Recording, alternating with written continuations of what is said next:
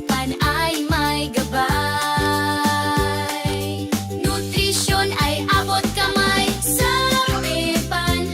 Tara na't magkaisa para sa nutrisyon. Bawat isa'y mahalaga. Sapat na pagkain para sa kinabukasan. Bayan ay angat kung lahat ay malusog at masigla. Bata, matanda, lahat kasali sa wastong pagkain, walang mapapahiya. Pamilya'y susi sa tamang nutrisyon, kasama ang bara